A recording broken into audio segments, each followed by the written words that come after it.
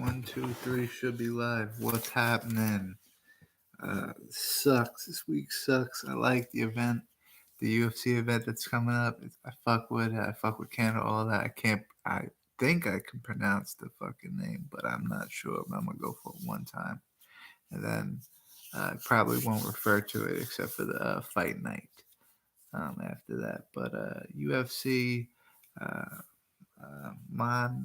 Moncano, Moncanto, Moncanto. I don't know. New Brunswick, Canada. Um, uh, Main event by Anthony Smith, new light heavyweight, 2-0 in light heavyweight, against Volkan Oezdemir, who been in light heavyweight for a while, hasn't fought in a good hot little minute. He last time he did fight, he fought against Daniel Cormier, lost in a title fight.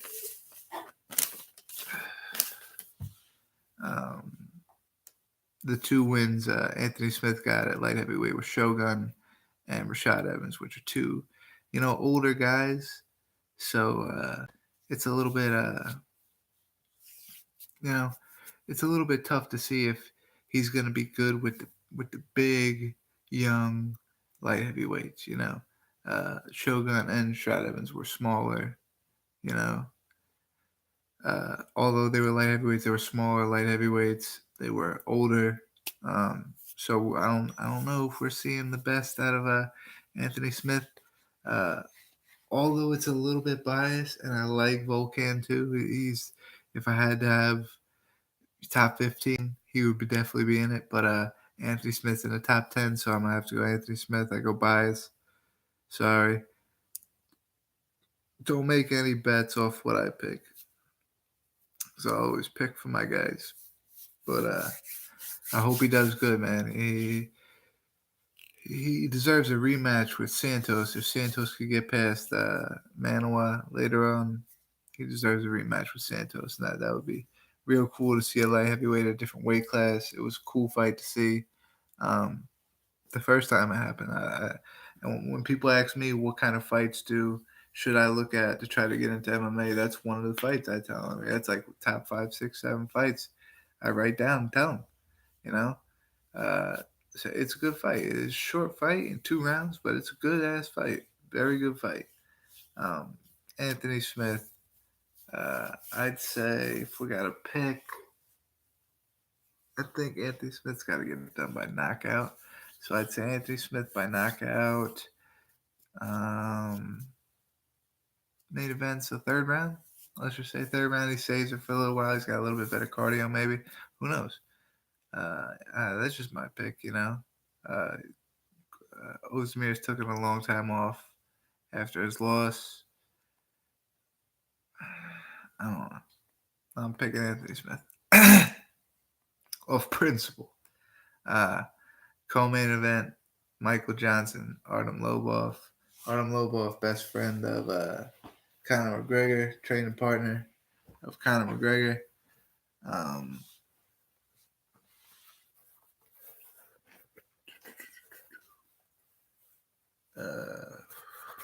What can we say?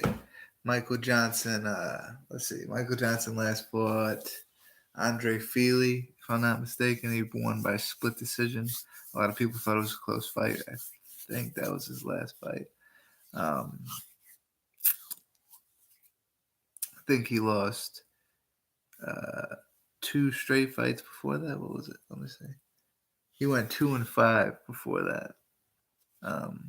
With losses including Khabib, Barboza.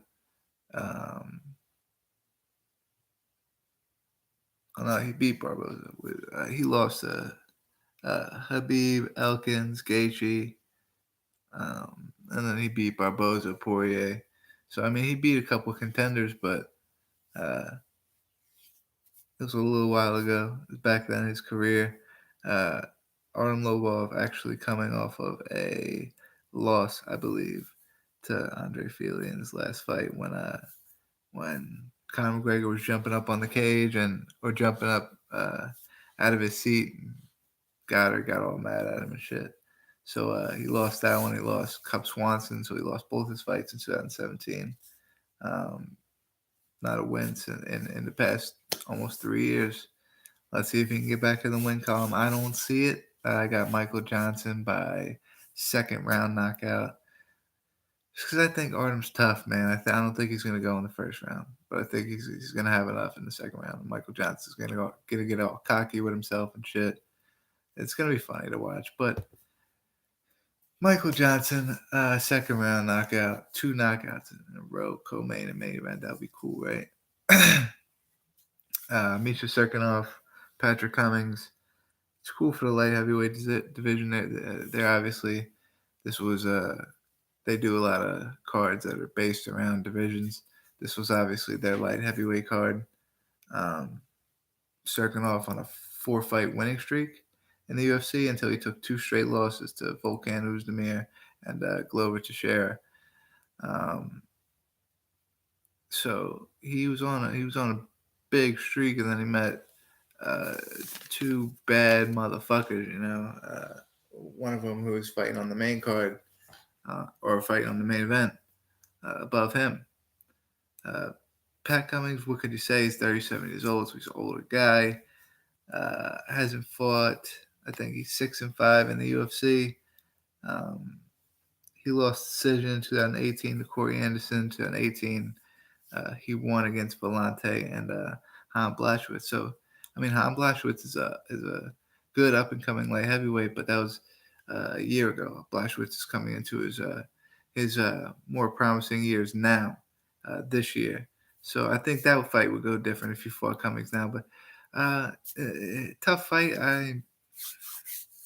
That's like a 50-50 one for me. But I'll go Misha Serkinov, getting back in the win column, hopefully. Yeah,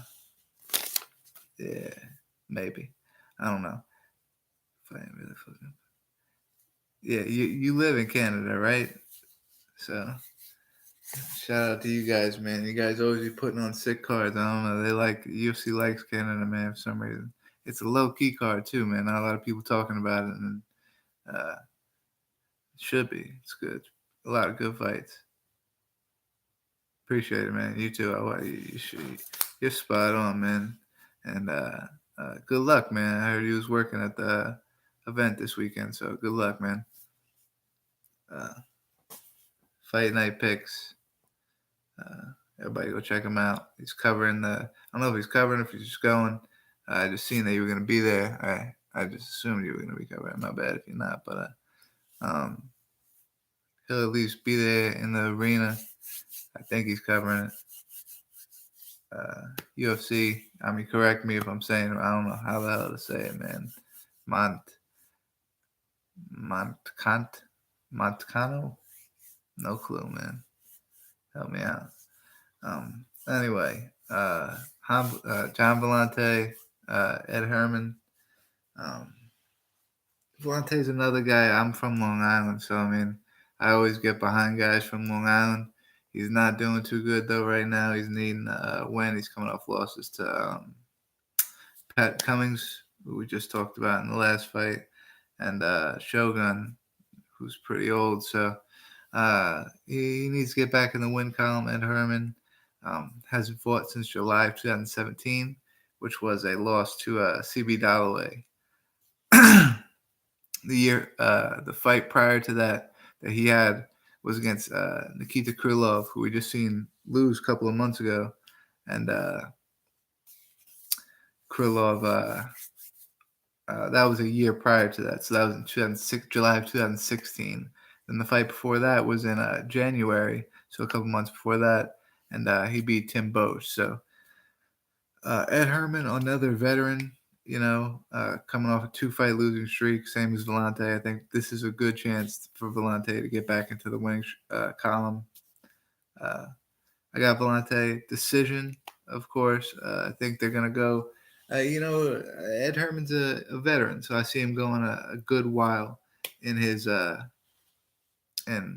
the fight. He's not gonna go out quick. I don't see Vellante finishing him on the floor, so it's going to be a long, drawn-out fight. Alex Garcia and Court McGee. I see a lot of people that were picking Alex Garcia for this fight. Um, I think he beat oh no, yeah, he lost to Ryan LaFleur.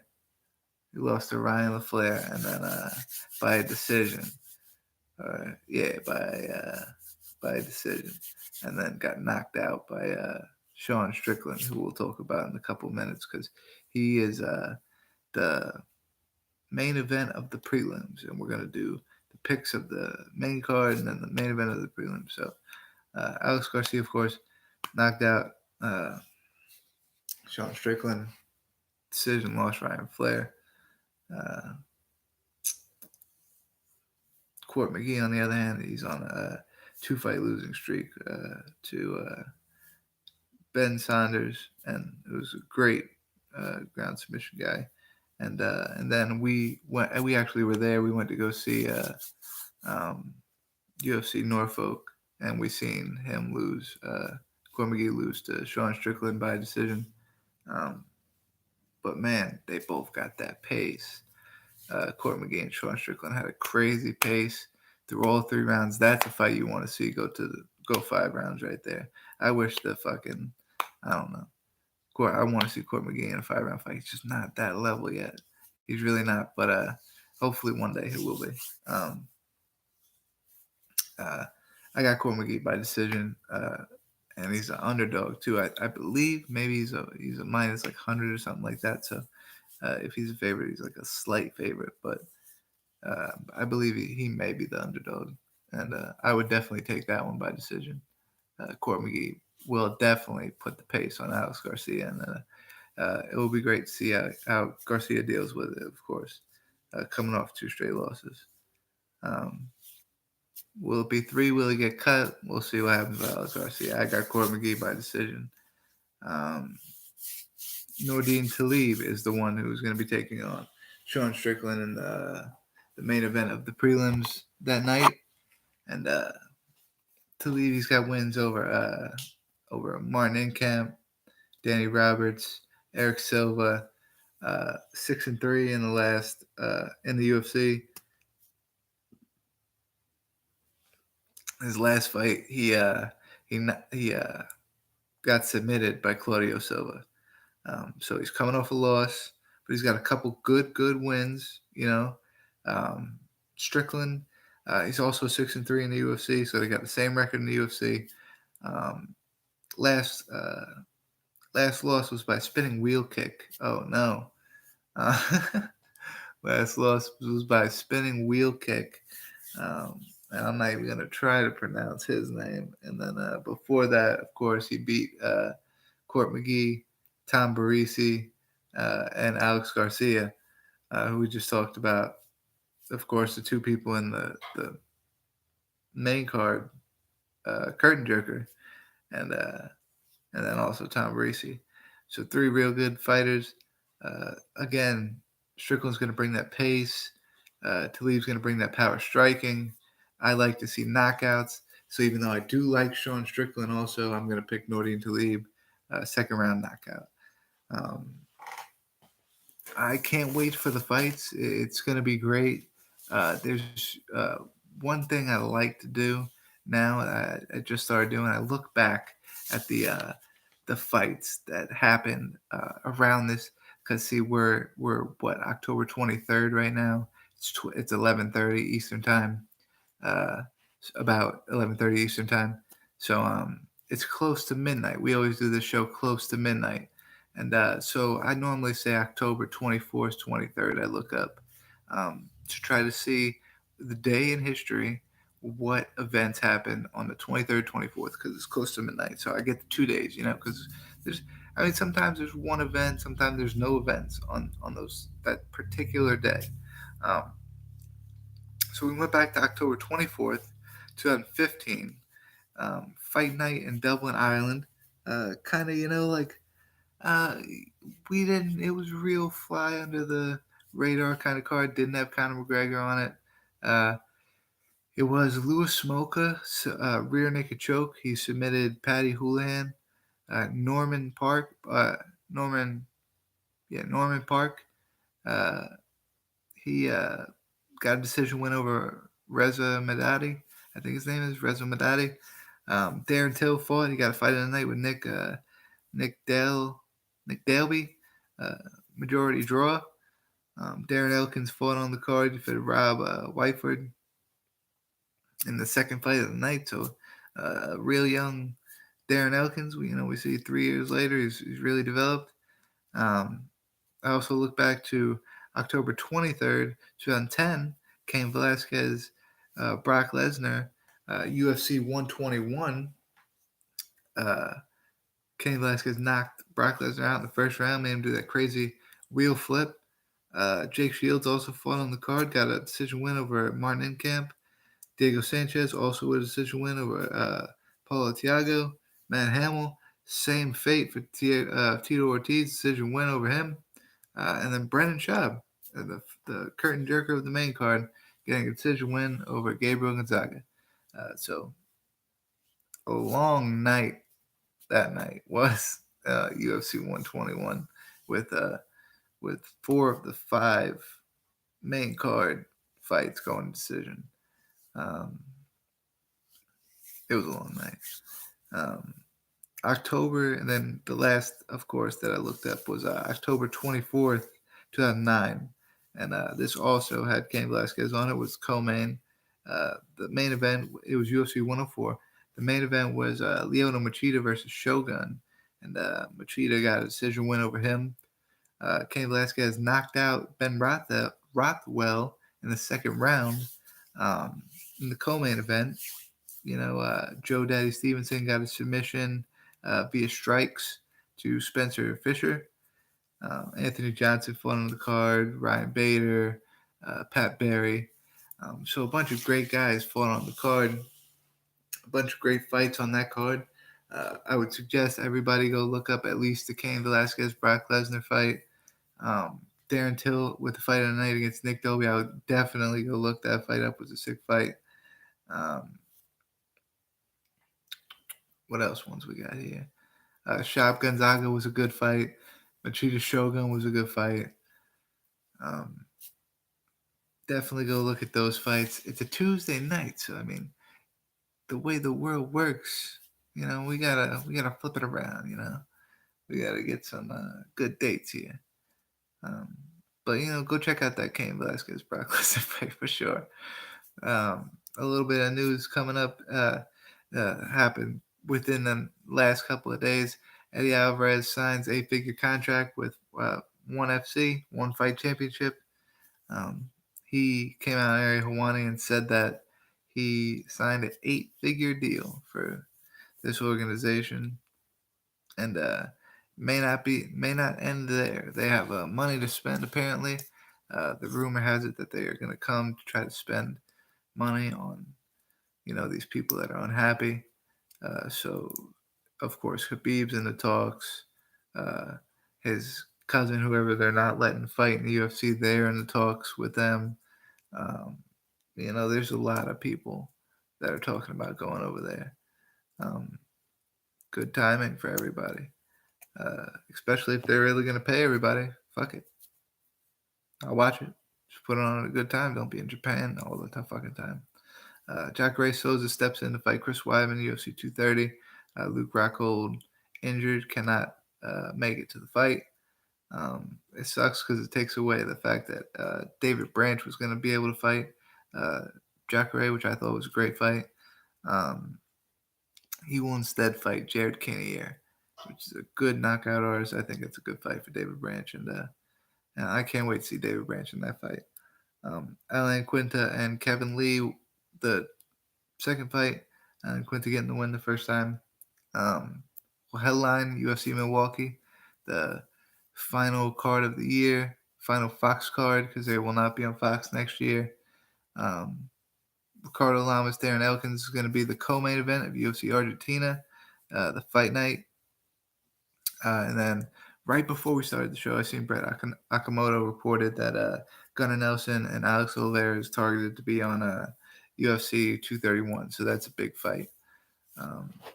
Always shouts out fight night picks. My man Craig Allen over there, always doing big shit. Uh, he'll be there at the fights in Canada. He's out there in Canada. I always rep the Fight Night picture, and I got it on right now. I got to rep the Knicks NY. Who else we looking up? Evil Eddie, Pure Evil MMA. Always go look at his shit. He interviews all the up and coming fighters. I like that shit, man. I like he's got a good going with people. Jojo Gannetti, I like that he has him on there. He's got a lot of those kind of guys on there, and I like that shit. Joe Rogan, of course, Uncle Joey, Coco.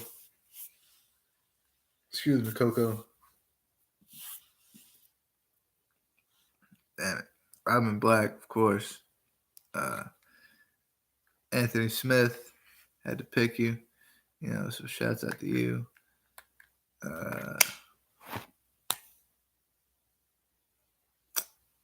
Air Horny, thanks for the show, man. Shit, I get some of my news from your show. Comes back on my show. People see it twice, fuck it. So always gotta give a shout out to Air Horny. Let's see.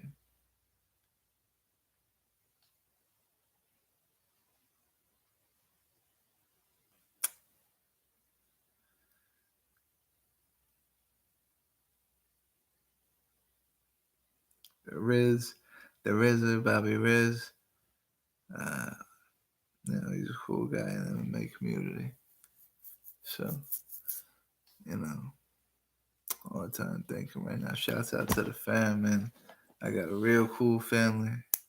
Great support system in my house. Got beautiful girls in my house. Meaning a beautiful woman and a daughter in my house. And a great family that supports me through everything. So mostly shout out to those guys, everybody in my life. But also to these people on the internet that are trying to help out the barbecue pit, because barbecue pit can appreciate it, and we'll show love back. The MMA holes, we had a little bit of a weird encounter with the MMA holes, but we're cool with those guys. We like their videos. It was a little weird with our encounter we had with them, but all in all, good people. We just had a little bit of a miscommunication to start our relationship, I guess. But cool people overall. But yep, that's it this week. What's this weekend? Maybe. I say it all the time, but maybe. If we do, we'll see you then. If not, we will see you next Tuesday. Talk about what happened and also to predict UFC 230. Cormier versus Lewis.